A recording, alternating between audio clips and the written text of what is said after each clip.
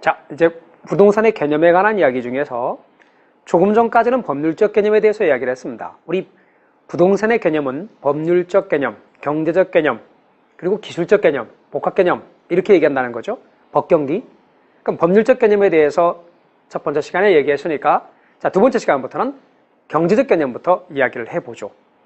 경제적 개념은 다시 다음과 같이 세분할 수 있습니다.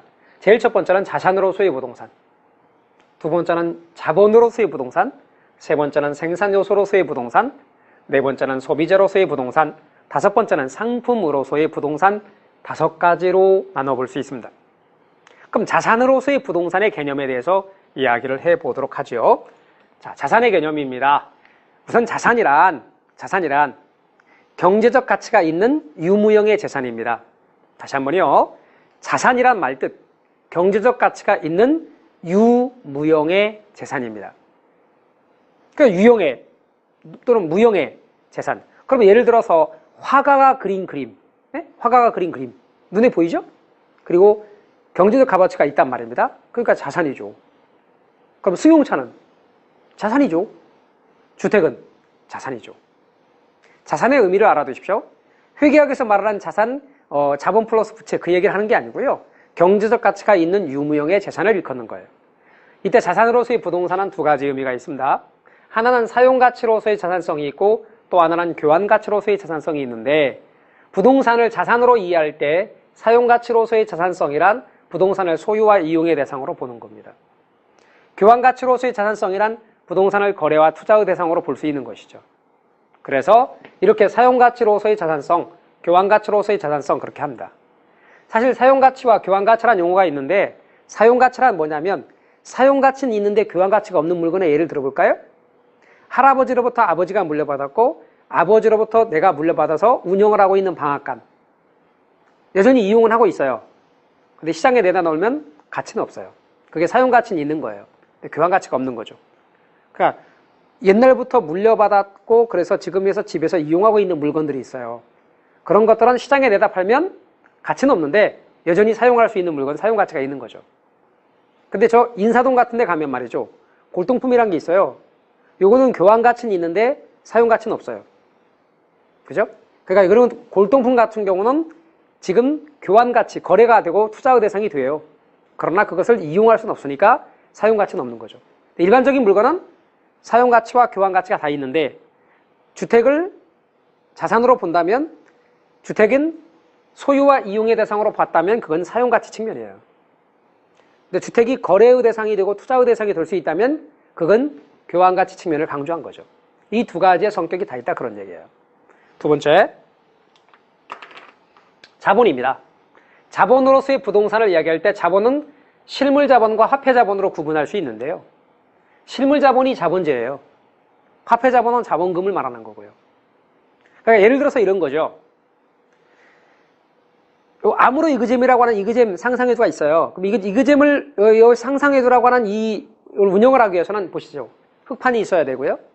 또 마이크가 있어야 되고요. 또 강의를 이렇게 올리려면 동영상 촬영을 해야 됩니다. 그래서 고선명 카메라가 또 있어야 돼요. 그게 뭐예요? 실물자본이에요. 자본재. 근데 이것을 운영을 하려면 어때요? 전체적으로 운영을 하면 비용이 들어가겠죠? 또 이렇게 동영상을 촬영을 해서 서버에 올리려면 서버비 같은 것도 들어갈 거고요. 이런 게 뭐예요? 돈이 필요하다는 얘기 아니겠어요? 그게 뭐냐면 화폐자본, 자본금이에요. 그러면 실물자본, 자본재에 대해서는 이제 실물이자라는 걸 지급해야 되고요. 사용료가. 화폐자본, 자본금에 대한 사용료가 화폐이자예요. 그런데 실물자본에 대해서 우리가 실물자본이다 이렇게 말할 때 주택과 같은 것도 자본이라고 할 때는 주택은 소비자 자본이다 이렇게 말할 수 있고요. 토지 같은 경우는 자연자본이다. 그리고 이 토지도 기업 입장에서 본다면 자본재로서의 성격을 지닌다 그런 말이죠. 그런 의미에서 자본으로서의 부동산. 자, 그럼 생산요소 이야기를 해볼까요? 생산요소란 생산물을 만들어낸다고 합시다. 생산물을 만들려면 생산요소가 투입돼야 되는데 투입되는 생산요소로 노동과 자본과 토지라고 하는 생산요소가 있어요. 근데 노동이라고 하는 생산요소와 자본이라고 하는 생산요소는 움직일 수가 있는 가변요소예요. 움직일 수가 있어요. 근데 토지라고 하는 생산요소는 움직일 수가 없죠. 토지라고 하는 생산요소는 움직일 수가 없기 때문에 고정요소예요.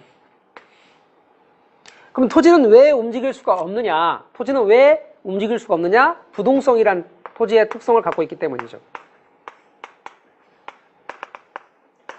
부동성 때문에, 토지는 부동성 때문에 그 위치를 움직일 수가 없네요. 따라서 움직일 수가 없기 때문에 얘는 어떤 요소예요?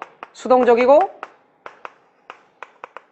소극적인 생산 요소다, 이런 얘기죠. 수동적이고 소극적이에요. 반면에 가변 요소는, 노동과 자본은 가변 요소로서 수동과 대응되는 말이 뭐예요?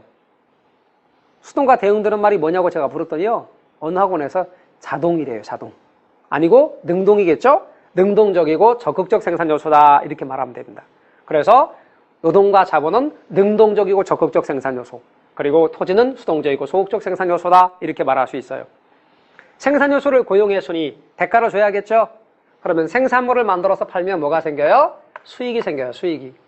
그 수익을 노동한테는 임금이라는 것으로, 자본한테는 이자라는 것으로 분배를 해요. 그리고 토지에게는 지대라고 하는 것으로 분배를 한단 말이죠. 그래서 노동과 자본과 토지에게 임금과 이자와 지대라는 것으로 분배한다. 이렇게 여러분이 알아두시면 좋겠습니다.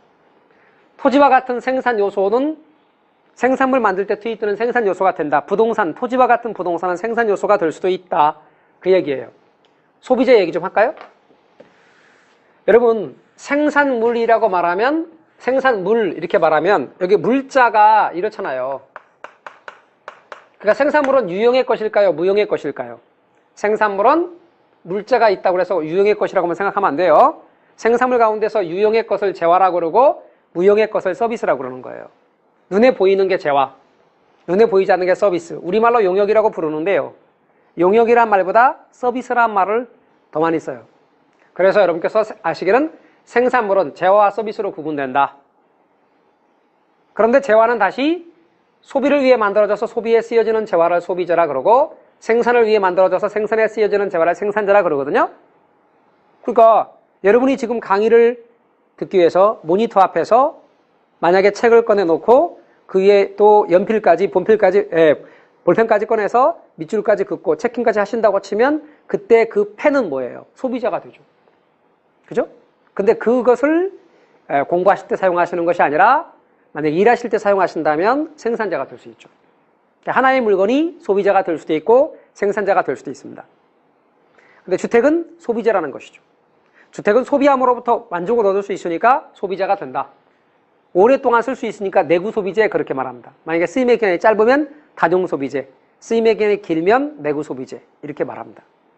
그런데 우리가 소비재라는 것 이외에 또한 부동산은 다섯 번째, 상품으로서 부동산 그러거든요. 자, 상품이라는 말에 대해서 한번 생각해 봅시다. 여러분, 상품이라는 말과 재화라는 말이 같은 말일까요? 다른 말일까요? 상품과 재화는 얼핏 들으면 같은 말처럼 느낌이 오지만 같은 말이 아닙니다. 그럼 뭐냐? 재화나 서비스 가운데서 시장에서 거래가 되는 것만을, 재화나 서비스 가운데서 시장에서 거래가 되는 것만을 상품이라고 합니다. 재화나 서비스 가운데서 시장에서 거래가 되는 걸 상품이다, 이렇게 말합니다. 그럼 시장에서 거래가 되지 않는 건 그냥 재화예요. 시장에서 거래가 되지 않는 건 그냥 서비스고, 그래서 재화와 서비스 가운데서 시장에서 거래가 되는 걸 상품이라 한다. 예를 들어 옷을 생각해 보시죠. 옷은 재화예요, 서비스예요?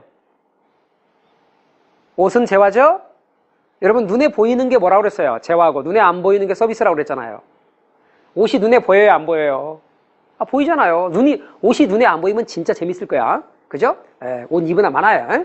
그럼 옷은 재화야. 근데 재화인데 만들어 입었으면 그냥 재화지만 상품이 아니에요. 사서 입은 옷이라면 재화이면서 상품이에요. 말뜻 이해가 되셨죠? 가정 주부의 가사 서비스. 가정주부의 가사 서비스. 가정주부의 가사 서비스. 재화계요, 서비스계요? 재화죠. 서비스죠, 참. 서비스란 말을 썼잖아요. 그래서 서비스입니다. 서비스. 가정주부의 가사 서비스, 서비스입니다. 자, 서비스인데요. 가정주부의 가사 서비스는 상품이에요, 아니에요? 아니에요. 시장에서 거래가 된 게 아니니까. 그죠?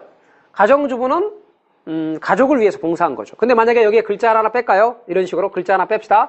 그러면 가정부의 가사 서비스가 되죠. 가정부의 가사 서비스는